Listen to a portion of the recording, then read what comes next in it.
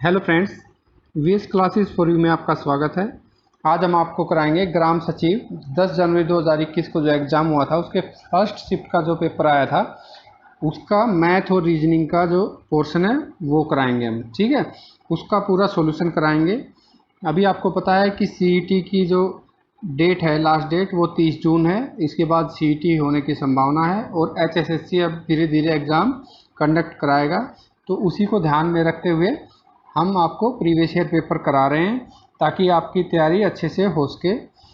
तो पहले हमने 9 जनवरी के जो फर्स्ट और सेकंड शिफ्ट के पहले पेपर करा दिए हैं मैथ और रीजनिंग के। अगर आपने वीडियो नहीं देखी है तो प्लेलिस्ट में जाके देख लीजिए।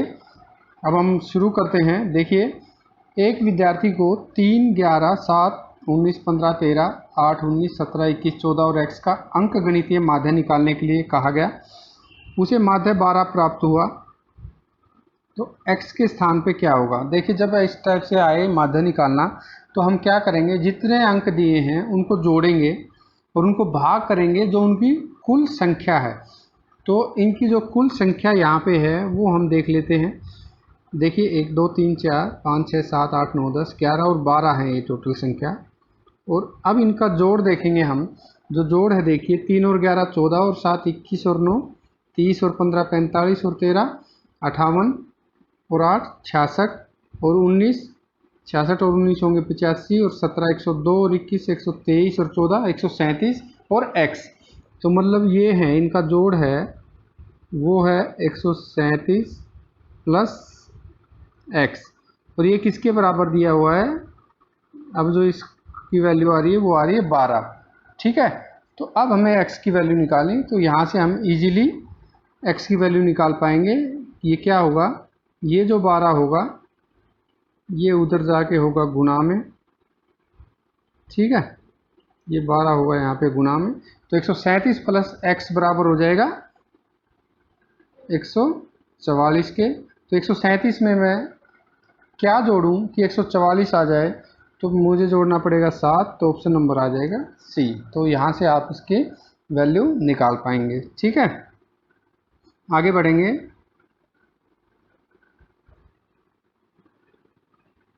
नेक्स्ट क्वेश्चन देख लेते हैं। श्रृंखला पूरी करें। 7, 26, 63, 124, 215 और 342। अब इसमें क्या है, देखिए, लिख लेते हैं सबसे पहले।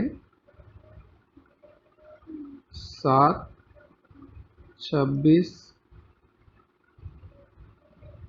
63, 124, 215 और 342। देखिए, 7 और 26 का जो अंतर है वो है 19 का, और यहाँ पे जो अंतर है वो आपका होगा 26 और 4 30 और 33, तो ये हो गया आपका 37 का। और यहाँ जो अंतर होगा वो आपका होगा, ये हो जाएगा आपका 61 का। तो इस तरह से ये सीरीज चल रही है। ठीक है, और यहाँ पे जो अंतर हो जाएगा आपका वो 100 में से 9 घटाएंगे तो ये हो जाएगा 91 का। अब देखिए, अब इनका डिफरेंस देखिए, 19 और 37 पे जाने के लिए कितना अंतर है, ये है आपका 18 का। और यहाँ पे देखिए, 37 से 61 पे जाने के जो आपका अंतर रहेगा वो रहेगा 24 का, और 61 से 91 पे जाने के लिए 30 का।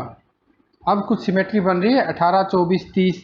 तो आगे जो अंतर आएगा वो आएगा 36 का। तो 91 में 36 जोड़ूंगा तो कितना आएगा, 127। और 127 को मैं 215 में जोड़ूंगा तो आ जाएगा मेरा 342। ठीक है, यहाँ 127 आएगा 91 के बाद। अब क्या आएगा, 36 के बाद क्या आना चाहिए, 42।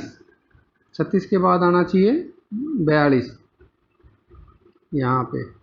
और 127 में अगर मैं 42 जोड़ता हूँ तो मेरा कितना आएगा, 127 में जब 42 जोड़ेंगे तो हमारा आएगा 169।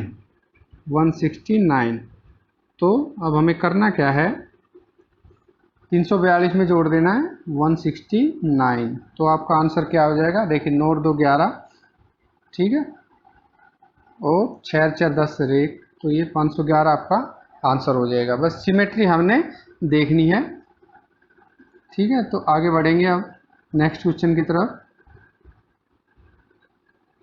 एक व्यक्ति को पार्सल में कुछ डिब्बे पैक करने हैं। यदि वह 3, 4, 5 या 6 डिब्बे पैक करता है तो एक डिब्बा शेष बच जाता है, और 7 पैक करता है तो कोई नहीं बचता। डिब्बों की संख्या क्या है? देखिए 7 से पूरे डिवाइड होंगे, 3, 4, 5, 6 से एक डिब्बा बचेगा। सबसे पहले ऑप्शन में देख लीजिए कि 7 से कौन डिवाइड हो रहा है। अब हम पहले ऑप्शन पे देखेंगे, ये 7 से डिवाइड नहीं हो रहा। दूसरे में देखेंगे तो भी नहीं हो रहा। तीसरा हो रहा है 7 चौक 28 और 7 21, और चौथा देखते हैं 7 चौक 28, 2 29, नहीं हो रहा। तो एक ही ऑप्शन हमारे पास ऐसा है जो 7 से डिवाइड हो रहा है। जब एक भी डब्बा नहीं बच रहा तो इसका मतलब वो संख्या पूरी डिवाइड हो रही है। तो एक ही संख्या ऑप्शन में ऐसी है जो हमारी 7 से पूरी डिवाइड हो रही है, तो वही हमारा आंसर होगा। कई बार क्वेश्चन जो है वो ऑप्शन से भी निकल जाता है बहुत ही कम समय में, अगर हमें बेसिक पता है तो इसमें हमें लगा सिर्फ 3 से 4 सेकंड का टाइम। आगे बढ़ेंगे हम। एक संख्या और इसके 3/5 के बीच का अंतर 50 है, तो संख्या हमने बतानी है। देखिए संख्या मान ली मैंने x और इसके 3/5 x, तो इसका अंतर है ना, इसलिए मैं माइनस का निशान लगाया और ये आ जाएगा 50। ये आपकी इक्वेशन हो जाएगी।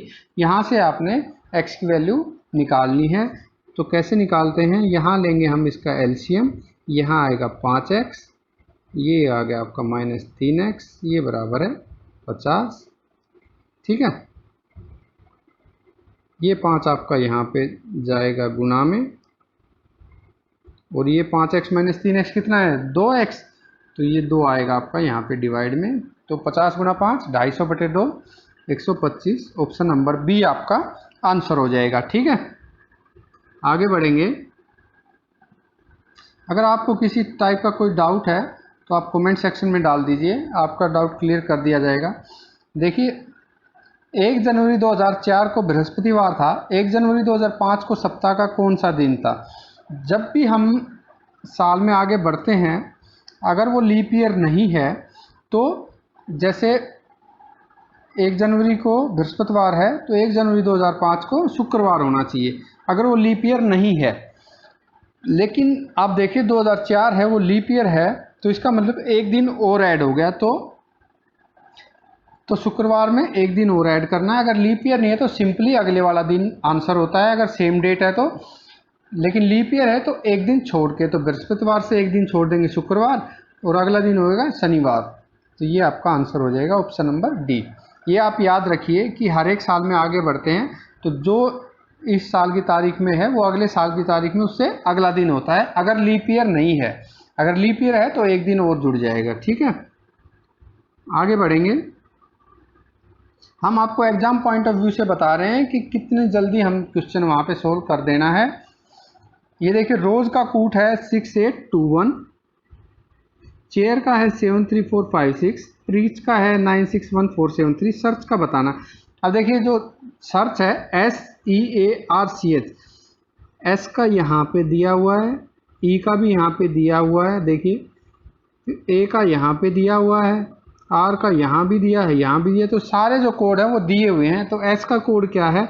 एस का कोड है 2, यहीं से देख लेंगे हम। ई का जो कोड है वो देखिए 1 है, और ए का जो कोड है वो है 4, देखिए 214 है। हाँ, बी और सी दोनों में है। अब आगे देखते हैं आर का कोड क्या है, जो आर का कोड है 6। अब यहीं तक देख लीजिए 2146 कहीं आ रहा है, ऑप्शन नंबर सी में आ रहा है, तो आगे बढ़ने की ज़रूरत नहीं है, यहीं से हमारा आंसर निकल आएगा। तो ऑप्शन नंबर सी हमारा आंसर हो जाएगा। एग्जाम में हमें टाइम बचाना है ताकि यहाँ पे जो टाइम बचाएं वो दूसरे क्वेश्चन में लगा सकें, ज़्यादा क्वेश्चन अटैम्प्ट कर सकें।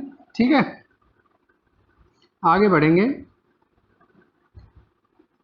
1095/1168 इसका सरलतम रूप, तो इसमें कुछ नहीं है, हमने काटना है इसको। जैसे ये फैक्ट्री बनाने, तो ये क्या होगा 73 से जब हम इसको डिवाइड करते हैं, 73 से जब हम डिवाइड करते हैं तो ये हमारा आ जाता है 15/16। ऑप्शन नंबर सी इसका सीधा आंसर हो जाएगा। देखिए जब 73 है वो 15 पे जाएगा, तो 15 थी 45, हासिल लगी 4, 15 से 105 और 4 109। देखिए 1095 में आ गया हमारा ये वाला। और जब इसको करेंगे हम 16 से, तो देखिए 16 3 48, हासिल लगी 4, 16 7 112 और 4 116, तो ये आ गया 1168। तो ये सेटिस्फाई है, तो ऑप्शन नंबर सी आपका आंसर हो जाएगा। ठीक है, आगे बढ़ेंगे। आगे देखते हैं हम, 4 व्यक्ति 4 चटाइयाँ 4 दिनों में बुन सकते हैं। इसी तरह से 8 व्यक्ति द्वारा 8 दिनों में कितनी चटाइयाँ बुनी जाएंगी।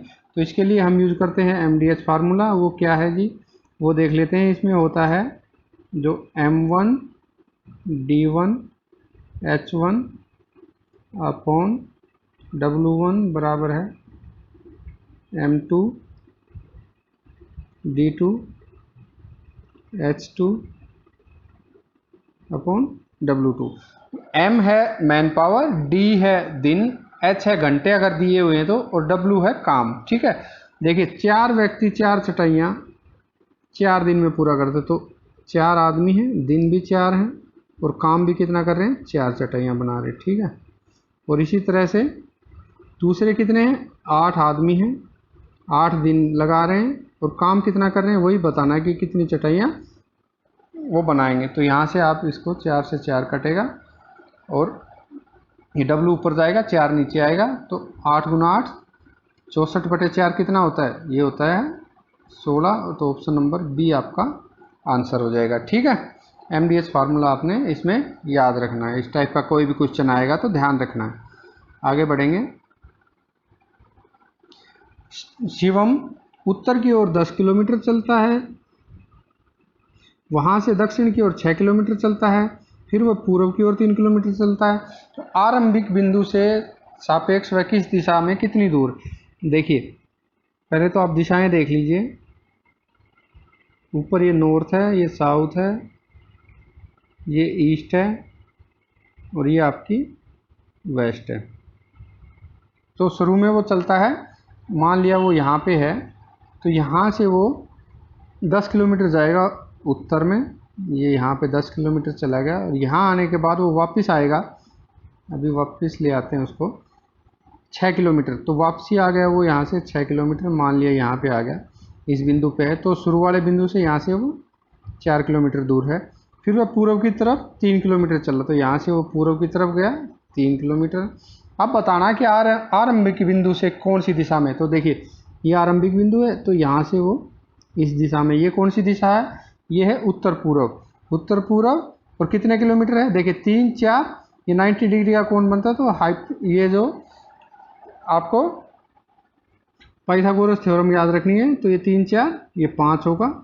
तो उत्तर पूर्व में है 5 किलोमीटर। वैसे भी आपको अगर दिशा पता लग गई उत्तर पूर्व है, तो ऑप्शन में देखिए एक ही उत्तर पूर्व दिया हुआ है, तो ये आपका आंसर हो जाएगा। ठीक है, मैं मान के चलूँगा कि पाइथागोरस थ्योरम आपको पता है, नहीं पता तो आप कमेंट सेक्शन में बता दीजिए, अलग से वीडियो उसकी हम बना देंगे। ठीक है, आगे देख लेते हैं।